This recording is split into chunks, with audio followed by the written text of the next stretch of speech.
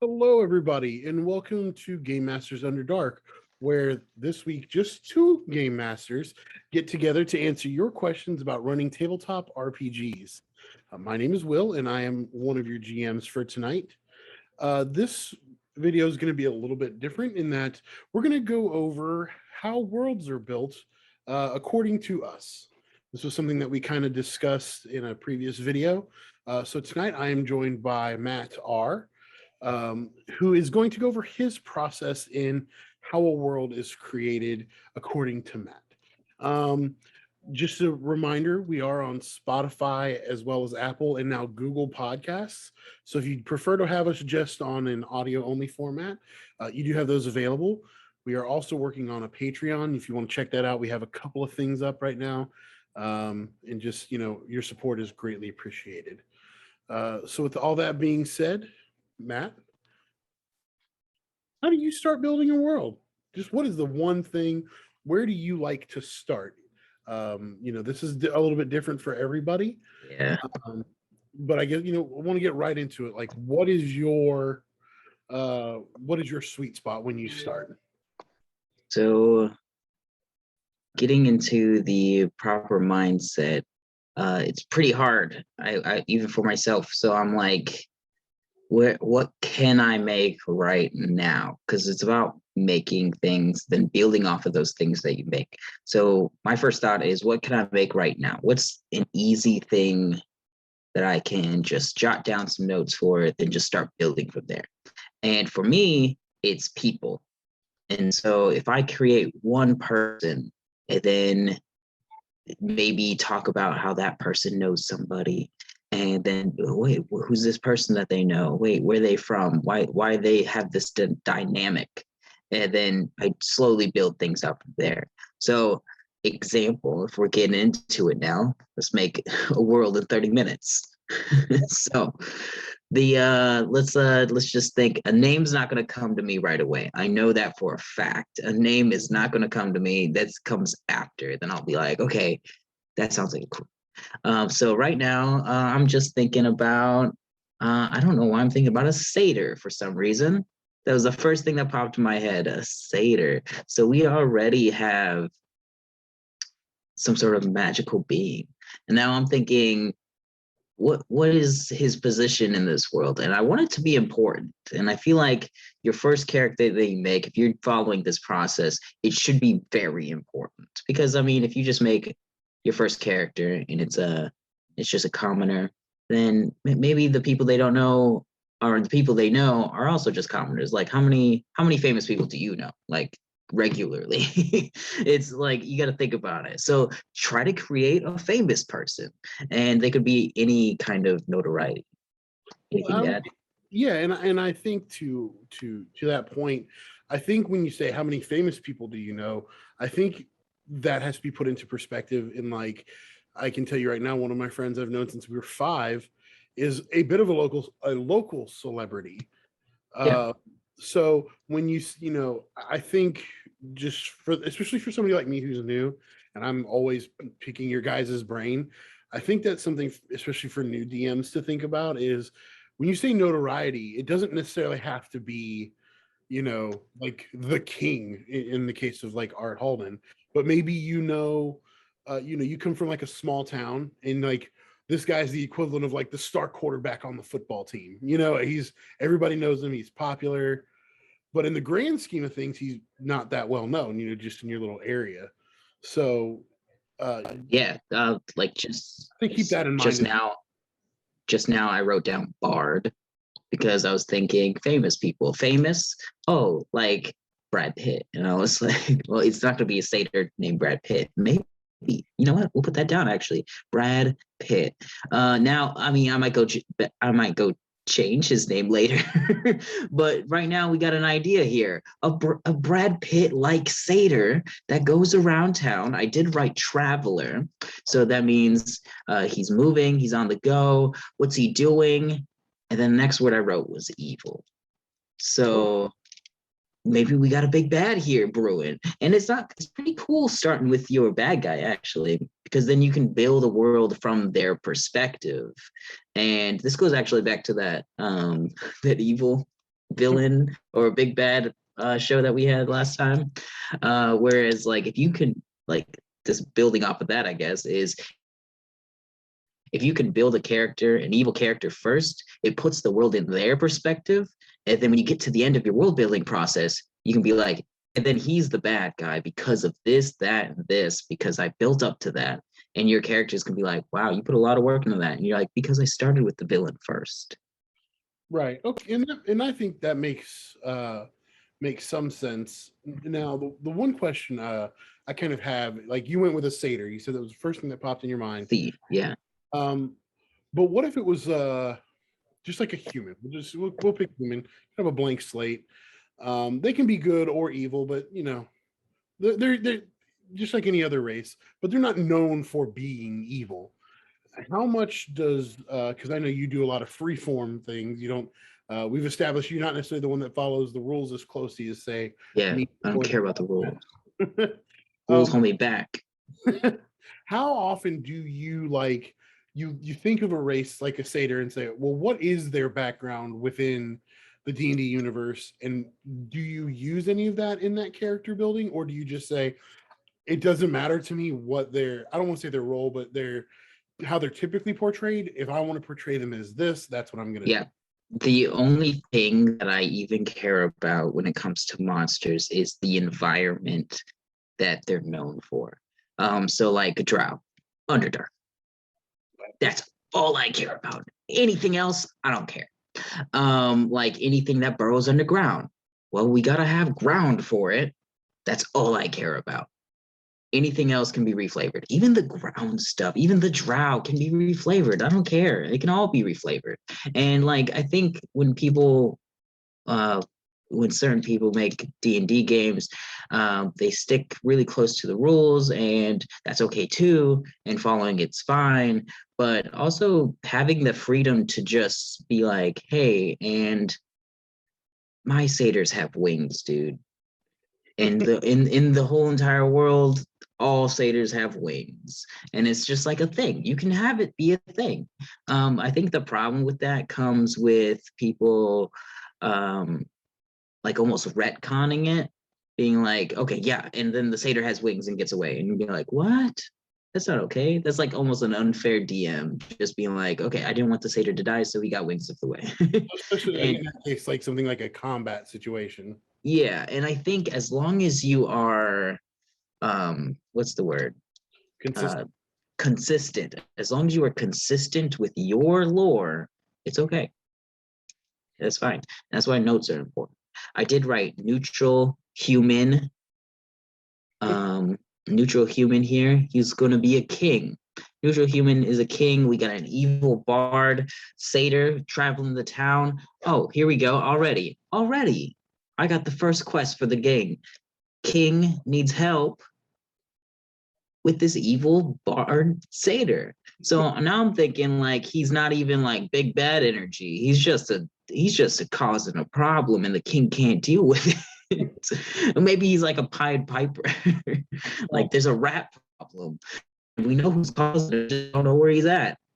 Okay. And so we got the king over here having a problem with the satyr. Calls on heroes. So this already puts it in a kind of perspective of this is a world where heroes are called upon. So you can even go into a little bit of detail about that, of being like, how often are they called upon? Are they called upon so often that there should probably be a registry of them? Because I'm like, if they're getting called upon, they're either one, known about, they're legends, or they're two, there's a registry. There's a big list of heroes somewhere, and somebody's being like, give me that one. Got well, that's So I'm sorry. Go ahead. I was gonna say I'm gonna go with the registry idea for this world. Okay. Now that being said, we talked about last time how like the idea for your big bad came from a real life, in our game, Art Halden came from Mhm. like a real life example. A question I had is, are you more likely to go with, say, like when I say I gotta phrase this correctly, but like a real life example of like in your case it was a monarch who like this was all proven, this is fact, you knew this happened, very easy to to kind of just copy paste elements of your world, or would you go with something like say that's more of a legend or like a myth? Um, Now, those are two very different starting points, and I feel like it would change how your world is perceived. you can kind of go with both a little bit.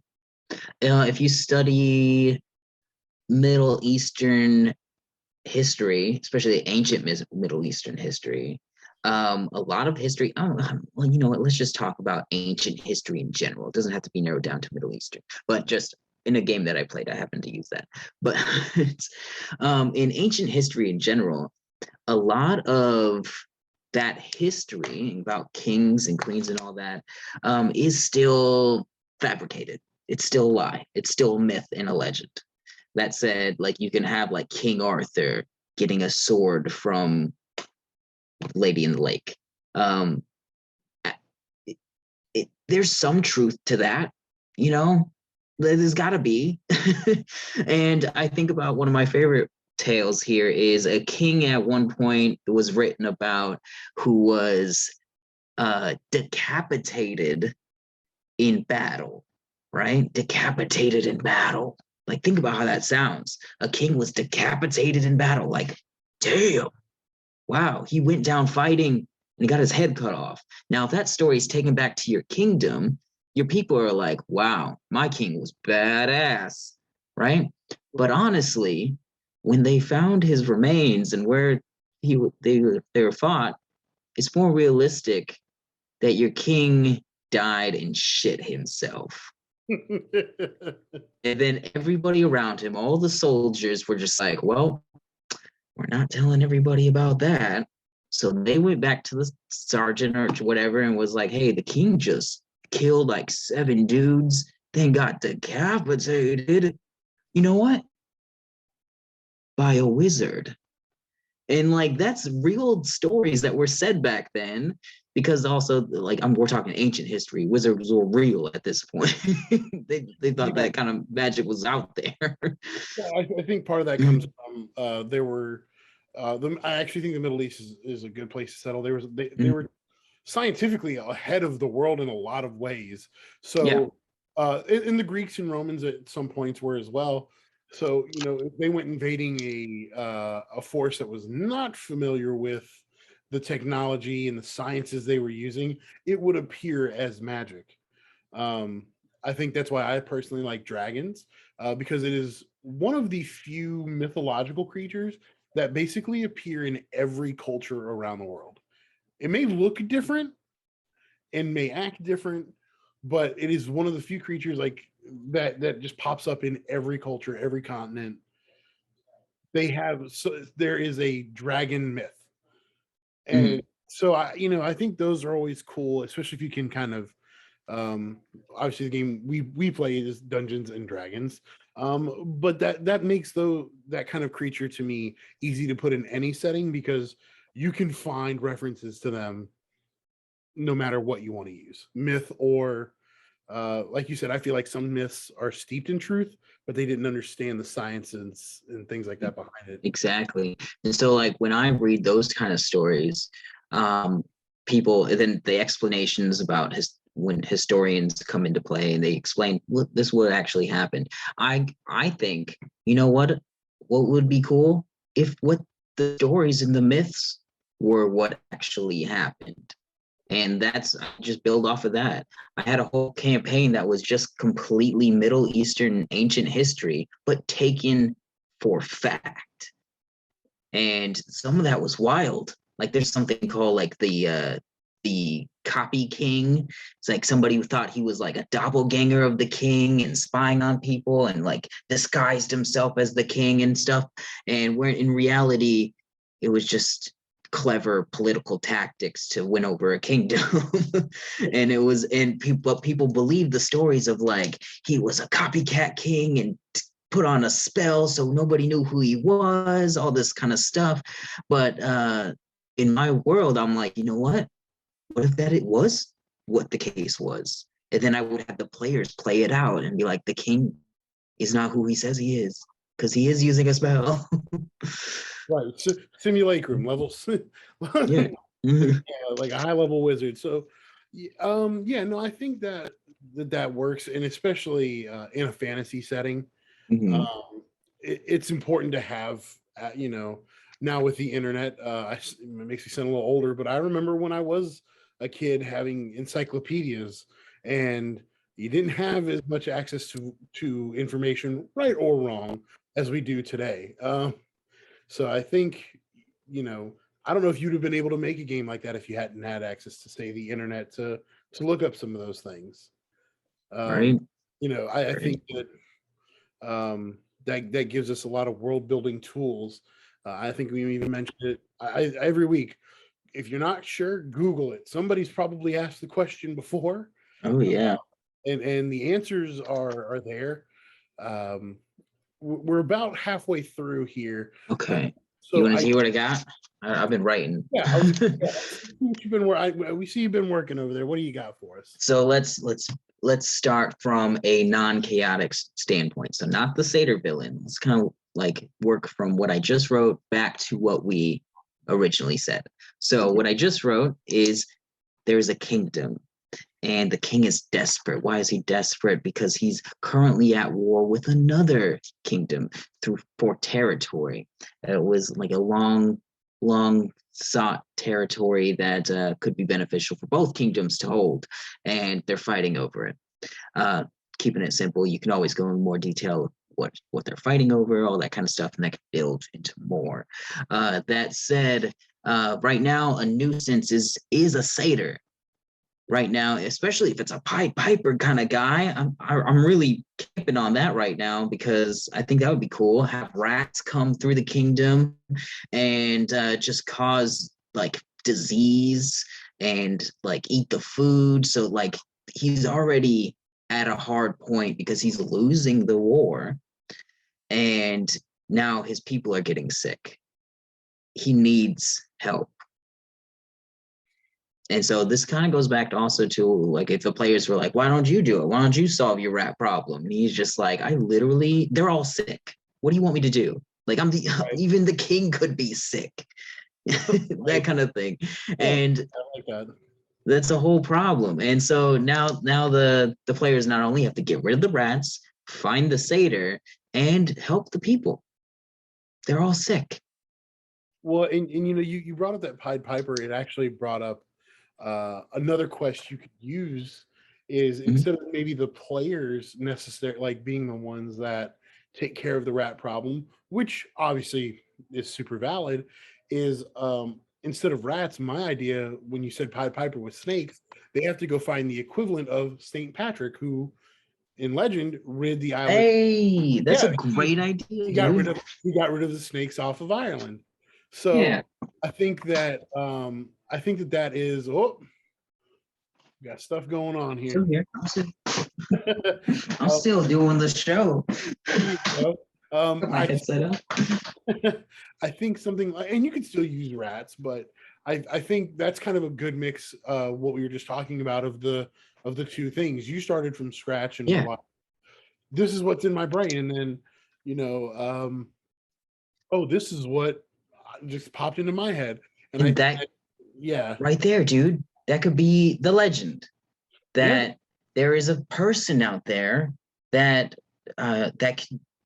that easily has a solution. They might not be in the kingdom, but they easily could be the ones to solve the players' problems. And that could set up a little adventure. The players could be like, no, we can do this ourselves, or we should go find that legendary person that can just flick of his wrist. The rats are gone, you right. know, and that would be the legend. Right. So, kind of. So let's. I know you and I could talk about this all day. Mhm. So moving the process along, you kind of have Yeah, your king, you have your big got the bad. got Um, things coming together. I have seen another school of thought where they're like, you kind of create just a rough outline. I don't know if you remember doing this in school, but like the teacher would give you a prompt and you would have to like submit an outline of like, this is what I think I want to talk about. And then if you know, if that sounded cool, you could write about it. But what about getting input from your players in that regard? Absolutely. So like you go to session 0 and you're thinking that the idea of like this satyr is a cool idea. It is to me, but you get to the table and while I don't think this would happen with the group we currently play with, we're all like, you know what, we want like an 800 level dungeon crawl, like let's like completely throw out the idea of the satyr. So thank like, you. Yeah, I was gonna say in a situation like that, how would you repurpose the satyr? Because the idea you had in your mind versus what your players want, opposite ends. So let's talk about the idea I have in my mind right now. So idea right now is King calls in the heroes, hey, I need help finding where the satyr is and eliminating the problem. That's the gist. If they're like, okay, yeah, but we talked about in session 0, we want this massive dungeon crawl, right? I'd be like, yeah, okay. I would tell them where the satyr is. Satyr's going to be in this massive sewer system of the kingdom. The dungeon's the sewer system. The dungeon is the sewer system. You know where the satyr is. You're doing what the king said, and you're getting that dungeon crawl. And now, since it's a kingdom, you get to have fun with it. What I would say with this, to have fun with it, is pretty much the sewer system can be accessed by anybody at any point. Manholes are a thing. Just have manholes everywhere. So you can have all types of people coming through here. Like you can have just simple people being like, you know what, I'm beating traffic by just going under here. And so like little commoners just walking through, even like underground markets, that kind of stuff, regular markets. I mean, some people, maybe they found housing down here, that kind of thing. You just have a whole little village down here. I would just open it up to, if they want a big dungeon crawl, make this a big dungeon and make it populated. Okay, and I that sounds a lot like at least the first part of that where the dungeon is the sewer. I'm currently running Waterdeep Dragon Heist, and one of the first things that they did, you joined kind of like at the tail end of the session, is like they have to go through the sewers, find a hideout, go through the hideout. You know, so that's actually a part of that. So I think and that's really what popped in my brain was like, oh, it was a pre-written adventure, so it wasn't like a huge sewer system, but it services an entire city, like the largest one in this area. You could really make that huge. Yeah.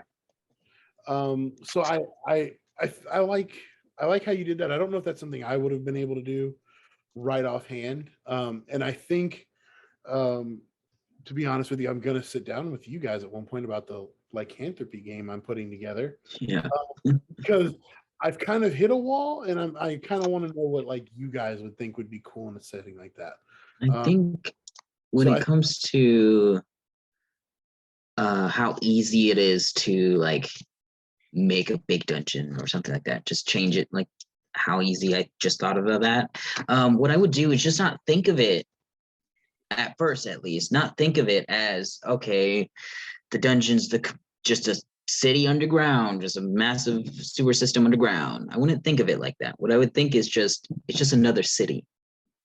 It's just another city, and just populate it as such. And as you're populating it, change things a little bit. Just be like, and the candles, the light system in the world is just candles lit on the side of the sewers, that kind of thing, and just change things slightly so they have that sewer vibe. Right. But just like originally, write about the kingdom, write about whatever setting you want, whatever setting you're comfortable writing in first, and then go back and reflavor it all. I got that. Now I want to do a sewer system like in Futurama with Leela's parents. Yeah, that's a good idea. But when you said populate the sewers, I was like, I don't know why pop culture, like, and I think to build on that with world building, I mentioned pop culture, and I know we mentioned this in our previous video. Use what you have around you. You know, if you have a favorite TV show, book, movie, any of those things can be great resources, especially for like big bad guys. You know, if you're looking for, there's, especially if you like, the easiest example is the Avengers and Thanos. Well, if you're like, man, Thanos is amazing. Well, what makes him amazing to you? Mhm. Okay, now use it to build your bad guy. And like you said, it'll then be easy to build the world around them when they have a rough idea of the big bad and their motives and things like that. We got just a few minutes left, so You there's want to hear it? yeah. I'll say yeah. I got it. Yeah. Let's go over it. All right. So let's just break it down. The world is called Ella, EHLA. Okay. And Ella, the world, or I guess the region, let's just make it the continent at this point. And keep it simple. Continent, Ella, was named that after a grand saint came by and purified the woods, the waters, all the surrounding areas. So all types of life can drink from a stream without worrying about dysentery, that kind of stuff, you know? And so she really just saved the world when it comes to like the natural toxins that it could produce. So she made this whole entire area habitable. That said, years have passed, legends were passed down. She became that saint, and then the whole region was named after her, Ella. That said, kingdoms arose, and it was no longer about just the whole entire region. They separated it into two, cut it almost right down the middle. Territories became tense as the stream that runs through it, almost like the Mississippi, became like the main highway to get where you want to go, north to south. And so you have this war happening east and west over the Grand River that splits it right down the middle. The West is losing. The West is losing bad. The East has almost complete control over the river. And what makes it worse is the West is currently suffering from famine and a plague, all at the hands of a satyr whose rats have infested the kingdom and the lands outside of it and the crops, causing massive plague and sickness to just scourge the land. The king's desperate, so he calls in heroes from his registry that he's got from the Adventurers Guild. There you go. And he calls them in after they've already made a name for themselves, and he asks for their help. He knows where the satyr's at, somewhere in the massive maze of sewer that lies below everybody's feet. Wow, there you go. There you go, and that's yeah, and that's kind of how that's how Matt starts his stories. It's and all I did was playing the role of a PC in this case was mentioning a dungeon crawl, and he's like, okay, cool, sewer. And so a lot of people crowdsource this stuff from Reddit. I know that's where we get a lot of our questions, and some of the prompt that we looked at that prompted this video. But crowdsourcing this stuff is really cool, and especially with your players, because sometimes you might have about a writer's block, or you feel like maybe you're missing something, like not necessarily writer's block, but when you forget a word, it's on the tip of your tongue. Sometimes that can happen with an idea, and talking with your players, I feel, is a great way to, oh yeah, that's it. It kind of puts that light bulb in your brain and gives you the last little bit you need to finish your world. Yeah. So I don't think I would have been able to do that within 30 minutes if it wasn't for Will. he gave me quite a bit there, just like being like, and the legend, blank, and that. And I was just like, oh, tie it together, pull it in. Yeah, so and that's Matt R's style. We're also going to do another episode with Matt H, where he kind of goes over his nuts and bolts kind of procedure, which is going to be vastly different. I think, anyways. And then eventually we'll do one with me, where I am like a lot of DMs. Obviously being new, I'm working on a world. What do I do? And I can tell you right now, it's going to involve a lot of book work, because that does help. It makes things a little easier. So Stay tuned for that. If you want more info or help on how Matt here builds his worlds, check us out on Patreon. That is one of our tiers where you can sit and talk with one or all of us, depending on the tier you select, and we can help you build your world. Um, Especially from these guys, they have almost 10 years each in doing this, so they'll have that kind of seasoned seasoned idea of how to do it. And then I like to think I help sometimes just because I'm new and I think outside the box. I haven't been doing this a long time. So I'm like, well, that's sometimes that outside the box fresh thinking is helpful. Sometimes it's not. But You got more book knowledge than me, I can say that. and Matt has a lot more than me. Yeah. We hope you guys, as always, we hope you guys enjoyed this. If so, please, like, comment, subscribe. We're going to keep putting out videos at least once a week. Like I said, if you do prefer an audio only format, check us out on Spotify, Apple, and again, now Google Podcasts. And always, look forward to talking to you guys. And next week, we're going to have Matt H's how-to on world building. So we hope you guys have a great weekend. Happy gaming, and we'll see you next week. Adios.